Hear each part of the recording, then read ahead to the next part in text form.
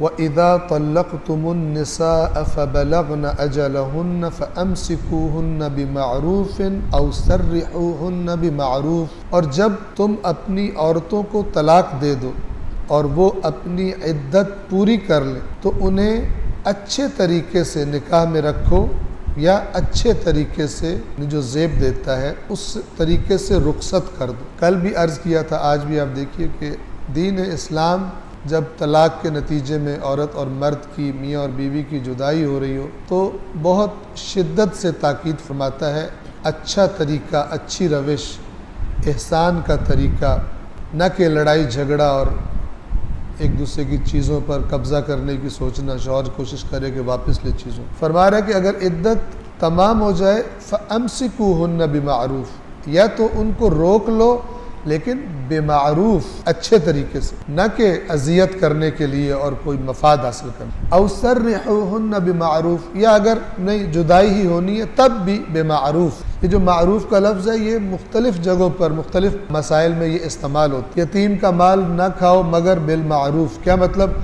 अगर तुम यतीम की मसलन खिदमत कर रहे हो तो तनख्वाह लेनी है तुमने बिलमारूफ, ना कि तनख्वाह बहुत ज़्यादा लेनी। इसी तरह तमाम वो चीज़ें जहाँ पर कोई बाकायदा लाइन नहीं खींची जा सकती कि क्या करना है, वहाँ पे अल्लाह फरमाता है बिलमारूफ। ऐसा काम करो कि लोग कहें कि सही किया, ना ऐसा कि लोग कहें कि धोखा दिया और किसी का हक मार लिया, बहुत ज़्यादा जुल्म कर दिया। तो ये बिलमारूफ हर जो भी मसला होगा उसके मुताबिक जो अच्छा तरीका है उसके बारे में, यहाँ तलाक के बारे में भी अल्लाह तबारक व तआला ताकीद फरमा रहा है। और फिर मज़ीद वज़ाहत के लिए फरमाया वला तुमसिकूहुन्न दिरारन लितअतदू। पहले फरमाया था उनको अच्छे बिलमारूफ रोक लो, अब फरमाया जा रहा है कि उनको इसलिए न रोको नुकसान पहुँचाने के लिए ताकि तुम तजावुज़ कर सको, ज़्यादती करने के लिए औरत को नहीं रोको। जैसा मैंने अर्ज़ किया था, बाज़ लोग ऐसे मसाइल हमारे पास लोग लेके आते हैं कि तलाक दे दी और मुख्तलिफ़ तरीक़ों से, ये ऐसा करने वाले बेदीन होते हैं। चाहे अपने आप को जितना मर्जी मोमिन समझते रहें, ये लोग बुनियादी तौर पे बेदीन होते हैं। बेदीन की निशानी ये है कि जब तक दीन उसके मफादात से ना टकराए वो दीन रखता है, और जैसे ही दीन उसके मफाद से टकरा जाए दीन को छोड़ देता। ये बुनियादी तौर पर बेदीन है। दीन को सिर्फ उस वक़्त तक रखा है जब तक उसके मफादात से नहीं टकरा रहा, बल्कि मसलन कुछ ना कुछ फ़ायदा ही की उसको तवक्को है। तो उनको न रोको नुकसान पहुँचाने के लिए ताकि तुम ज़्यादती कर सको उन पर। वमन यफ़अल ज़ालिका फ़क़द ज़लम नफ़्सह, जिसने ऐसा किया उसने यकीनन अपने ऊपर जुल्म किया। ठीक है, अभी ज़ाहिरी तौर पर उस औरत पर, उस खातून पर जुल्म हो रहा है कि जिसकी मसलन इस तलाक का इख्तियार अल्लाह ने मर्द को दे दिया था, अभी वो तंग हो रही है। लेकिन अल्लाह कह रहा है कि असल में अपने ऊपर जुल्म कर रहे हो, यानी ये औरत को तंग करने का मैं ऐसा नतीजा तुम्हें दूंगा, ऐसा तुम्हें अजाब भुगतना पड़ेगा कि तुम्हें फिर याद आएगा कि तुमने उस पर जो जुल्म किया था वो तो था ही कुछ नहीं। इस कदर फिर अल्लाह ताला की सजा सख्त होगी। फिर भूल जाओगे तुमने जुल्म किया था, तुम्हें लगेगा मैंने अपने ऊपर जुल्म किया था, उसके ऊपर जुल्म नहीं किया। वमन यफ़अल ज़ालिका फ़क़द ज़लम नफ़्सह, जिसने भी ऐसा किया तो यकीनन उसने अपने नफ्स पर जुल्म किया। फिर मजीद ताकीद के लिए वला तत्तखिज़ू आयातिल्लाहि हुज़ुवन, और अल्लाह की आयात को मजाक ना बनाओ। यानी जो औरत को तंग करने के लिए उसको तलाक नहीं देता या तंग करने के लिए उसको रोके रखता है, वो अल्लाह की आयात का मजाक बना रहे। वाज़े अल्फाज में ये बात है कि अगर तुम रोक रहे हो औरत को अपने पास तंग करने के लिए या कुछ उसकी चीज़ लेने के लिए, उससे माल उसका लेने के लिए जो तुम पहले दे चुके हो उसको, तो फिर तुम अल्लाह की आयात का मजाक बना रहे हो। और जो अल्लाह की आयात का मजाक बनाए उसके साथ अल्लाह तबारक व तआला का रवैया क्या होगा, वो दीनदार है या नहीं है, इंसान अच्छी तरह से समझ सकते। वज़कुरू निअमतल्लाहि अलैकुम, और अल्लाह की आयात का मजाक ना बनाओ बल्कि क्या करो, और याद करो अल्लाह की नेमत जो उसने तुम पर की है। वमा अंज़ल अलैकुम मिनल किताबि वल हिकमति यअज़ुकुम बिह, और जो उसने तुम पर किताब नाजिल की है और हिकमत, दानाई, जो उस किताब को समझकर हासिल होती है। दानाई कुरान के नतीजे में क्या दानाई हासिल होती है? ये खुदा की नाफरमानी है, ये नहीं करनी, ये खुदा की इताअत है, ये करनी है। ये दानाई, तो पता ही नहीं है क्या करना है क्या नहीं करना, खुदा क्या चाहता है खुदा क्या नहीं चाहता अपनी किताब में, तो दानाई कहाँ से आएगी। बाज लोग बगैर किताब खुदा के दाना होते हैं, दुनियादारी में बड़े दाना होते हैं। अल्लाह उनको दाना नहीं कहता, अल्लाह ताला कहता है अक्सरुहुम ला याकिलून, इनमें से अक्सर अक्ल ही नहीं रखते, अक्ल ही इस्तेमाल नहीं करते। और अल्लाह ने जो नेमत तुम्हें अता की है उसे याद रखो, और तुम्हारी नसीहत के लिए उसने तुम पर जो किताब और हिकमत नाजिल की है उसे भी याद रखो। याइदुकुम बिह, जिस किताब के जरिए अल्लाह तुम्हें नसीहत करता है, मौइज़ा अल्लाह ताला तुम्हें करता है, उस किताब की आयत को मजाक न बनाओ। वत्तकुल्लाह, और अल्लाह से डरो, अल्लाह से डरो, तकवा बचना, यानी इस हुक्म की जो तुम्हें दिया जा रहा है औरतों के बारे में, अगर नाफरमानी करोगे तो जो अल्लाह ने फिर उसकी सजा रखी है उससे बचो। वत्तकुल्लाह, और अल्लाह से डरो। हम आमतौर पर तर्जुमा अल्लाह से डरो, क्योंकि अल्लाह से बचो तर्जुमा सही नहीं है, क्योंकि मुराद भी वो नहीं होती, मुराद होती है अल्लाह के अजाब से बचो, लेकिन आसान लफ्जों में कह दिया जाता है खुदा से डरो। वअलमू, और जान लो, अन्नल्लाह बिकुल्लि शैइन अलीम, तवज्जो फरमाए, और जान लो कि अल्लाह हर चीज का इल्म रखता है। हो सकता है तुम लोगों के सामने मजलूम बन जाओ, जी बीवी की जाती है, मैं तो ये कर रहा हूँ, मैंने तो कहा ही नहीं था, मैंने तो ऐसे मजाक से कह दिया था ये चीज दूंगा, मैंने तो सजस कहा ही नहीं था। हो सकता है अदालत में तुम साबित करके जुल्मन उसकी चीज ले लो, कुछ भी कर लो। वअलमू अन्नल्लाह बिकुल्लि शैइन अलीम, अल्लाह को धोखा नहीं दे सकता। अल्लाह तो जानता है कि तुमने जब निकाह किया था क्या क्या चीज तुमने उसको कही थी।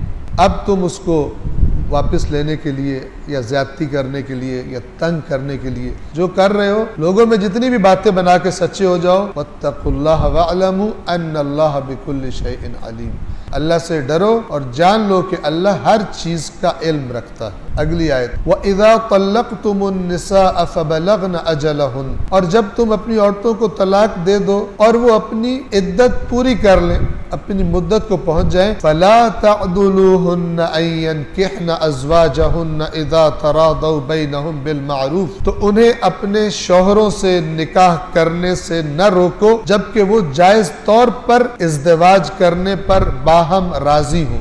फिर बिल मारूफ है, यानी नाजायज और चुपके चुपके ताल्लुकात नहीं, बल्कि ओपन बिल मारूफ। औरत को, लड़की को तलाक हो गई, बाज जाहिल जगहों पर जाहिल अफराद जो हैं और अल्लाह और अल्लाह के कानून से बेइल्म ला इल्म अफराद जो हैं, वो अगर औरत को तलाक हो गई है, बेटी को तलाक हो गई है या मसलन बहन को तलाक हो गई है, अब जनाब वो वही जिंदगी उसी तरह गुजारेगी घर में। इतने फिरऔन मिजाज के होते हैं बाज लोग कि उसकी जुर्रत भी नहीं होती कि कहे कि शादी मेरी जरूरत है, शादी करनी। तो बाज जाहिल उस जमाने में भी और जालिम इस किस्म के होते थे कि मसलन औरत शादी करना चाहती है कहीं अच्छे तरीके से, कहते हैं नहीं, अपनी मन गढ़त किस्म की गैरतें जो दर हकीकत बेगैरतियां होती हैं अल्लाह के नजदीक, उसको गैरत बना के बीच में ले आते हैं, औरत को दोबारा से शादी नहीं करने देते। तो यहाँ अल्लाह ताला क्या फरमा रहा है, जब तुम अपनी औरतों को तलाक दे दो और वो अपनी इद्दत को पहुंच जाए तो अब उनको जबरदस्ती रोको नहीं कि वो जायज तौर पर अपने शौहरों से इज़्दिवाज कर ले। क्या मतलब, यानी अब जिससे शादी करना चाह रहे उससे वो शादी कर ले, तो तुम अब रोको नहीं। मसलन फर्ज करें जी पहला शौहर जिसने तलाक दे दी है वो आए और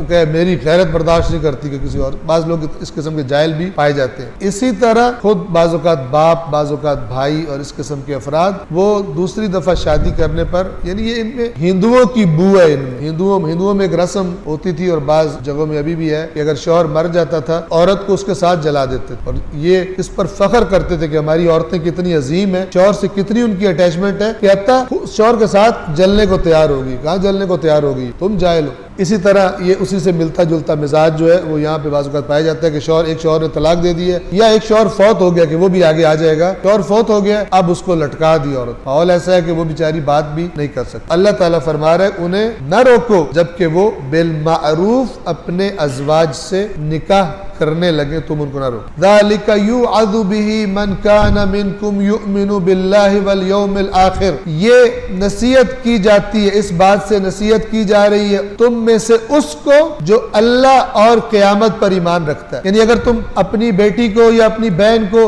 रोक रहे हो कि दोबारा शादी नहीं करनी, तुम अल्लाह और यौम आखिरत पर ईमान नहीं रखते। ये कुरान की टोन है। तौज़ीउल मसाइल में ये टोन नहीं मिलती। तौज़ीउल मसाइल में मसलन एक सिंपल सा मसला लिखा हुआ है कि शौहर को ये हक है, वो ये कर सकते, लेकिन जो धमकी है अल्लाह की वो वहां पर नहीं लिखी हुई। यहाँ पे मसला सही समझ आता है कि किस कदर बड़ा जुर्म है ये दोबारा शादी करने से रोकना, चाहे बेटी है, चाहे साबका शौहर है, चाहे बाप है, ठीक है, चाहे भाई है, वो बेटी को रोक रहा है, बहन को रोक रहा है। ठीक है, ये इसलिए ताकीद कर रहा हूँ कि है आज भी इसी पाकिस्तान में बहुत सारी जगहों पे ऐसे जाहिल और अहमक जो है वो पाए जाते हैं, इसको अपनी गैरत के मुनाफी समझते हैं। अल्लाह के यहाँ ये बेगैरत है। याद रखिए, जो गलत जगह पे गैरत दिखाता है वो सही जगह पे बेगैरत हो जाता है, और ये हमने देखा है। जहाँ खुदा ने कहा यहाँ पे गैरत दिखाने की नहीं है, वहां पे गैरत दिखा रहा है, गलत जगह पे हतमन बेगैरती, वो जहाँ पे गैरत दिखानी चाहिए वहां पर बेगैरत हो जाती है। ये नसीहत उस शख्स को की जा रही है जो तुम में से अल्लाह और रोज आखिरत पर ईमान रखता है। ज़ालिकुम अज़का लकुम व अतहर,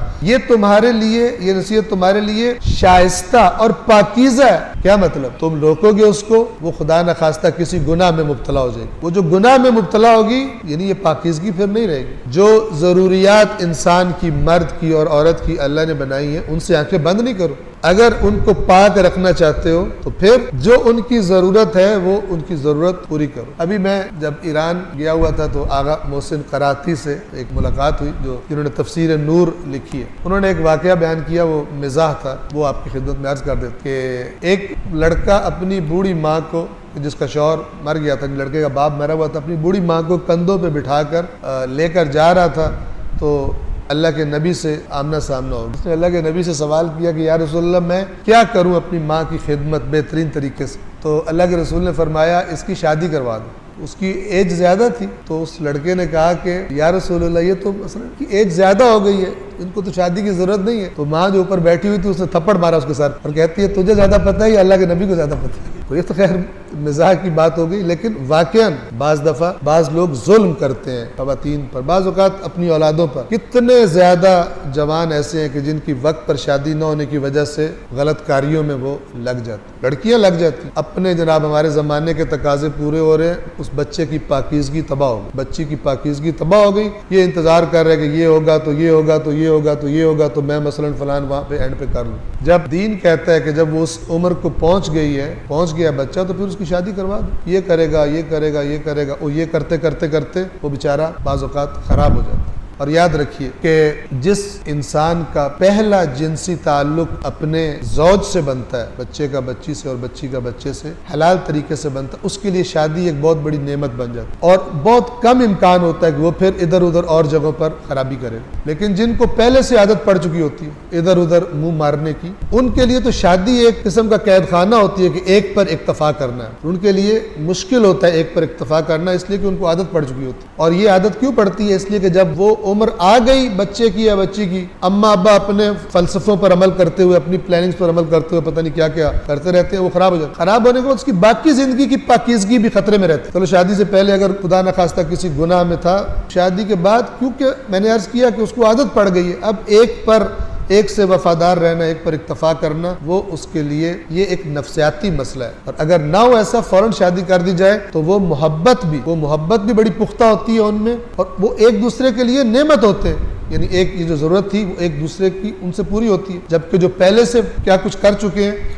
उनको लगता है अब मेरी लिमिट लग गई है, मैं तो कैद खाने में हो गया हूँ, एक मुश्किल बन जाती है। लिहाजा फरमाया ज़ालिकुम अज़का लकुम व अतहर, ये बात तुम्हारे लिए अज़का तज़किये से बहुत ज्यादा पाकीज़गी वाली है। व अतहर, हम अतहर का भी तर्जुमा पाकीज़गी करते हैं, आप यूँ समझे कि ताकीद है ये, क्योंकि अतहर का माना पाक है, अज़का का बेसिक माना पाक नहीं होता। ज़का का बेसिक माना होता, असल माना होता है किसी चीज का ग्रोथ करना। ठीक है, फसल जब उगती है उसके लिए अरब ये लफ्ज़ इस्तेमाल करते हैं, ज़का अज़्ज़रअ, यानी खेती उग रही है, बढ़ रही है। और क्या चीज रुकावट होती है? खेती सही तरह नहीं उगती जब उसके अंदर जड़ी बूटियां पैदा हो जाए, जड़ी बूटियां दूसरी पैदा हो जाए और वो फिर पौधों को सही तरह अच्छे तरीके से नहीं उगते हैं, लेकिन जैसे उगना चाहिए था वैसे नहीं उगते। तो अगर आप चाहते हैं कि वो खेती सही तरह से उगे तो वो जड़ी बूटियां, हर वो चीज जो उसकी ग्रोथ में रुकावट है उसको आप हटा देंगे, उन जड़ी बूटियों से आप पाक कर देंगे और वो ग्रोथ करेगी। इस तरह रुकावटें हटा देना कि जिस चीज ने ग्रोथ करनी, उगना है, वो सही तरह से उग सके, रुश्त कर सके, तरक्की कर सके, इसको तज़किया कहते हैं। यानी अगर तो वो पहले से तुमने उनको रोक लिया, शादी करने से रोक लिया, रुकावट बन गए, खराबी होगी। वो जो उनकी शख्सियत ने मसलन जो एक अल्लाह चाहता है कि इंसान अपने आप को कामिल करे अच्छी सिफात से, वो नहीं हो, वो ग्रोथ, वो रुश्द, वो तरक्की नहीं हो सकेगी। गुनाहों में मुलव्विस हो जाएंगे और वह अतहर, और ये तुम्हारे लिए पाक नहीं, वो निजासत है। बदकारियों में चले जाना, गुनाहों में चले जाना निजासत है। वल्लाहु यअलमु व अंतुम ला तअलमून। ज्यादा समझदार ना बनो, अल्लाह से ज्यादा समझदार ना बनो। जो अल्लाह कह रहा है वो करो। वल्लाहु यअलमु, अल्लाह को इल्म है, व अंतुम ला तअलमून, और तुम्हें इल्म नहीं है। नहीं जी हमारी बच्ची को तो कोई मसला ही नहीं, पता चला बच्ची भाग गई। बाज़ औक़ात मुतअद्दिद ऐसा देखने में आता है कि जनाब वो नहीं करे तो नहीं करे, और क्या पूछो तो मशवरा दो कि यार आप शादी करवा दो, इनकी शादी की एज है। नहीं नहीं नहीं नहीं, कोई मसला ही नहीं है, माशाल्लाह बड़े वो नेक है, फलान है। कुछ ऐसे बाद पता चलता है कि भाग गई किसी के साथ। अब वो जो कह रहे थे नेक है, किसी को मुंह भी नहीं दिखा सकते। क्यों? अल्लाह से टक्कर ली, अल्लाह से जंग की। अल्लाह फरमाता है वल्लाहु यअलमु व अंतुम ला तअलमून। अल्लाह जानता है, इल्म रखता है, तुम इल्म नहीं रखते। लिहाजा अल्लाह की बातों को मानो, अपने फलसफे मसलन अपने पास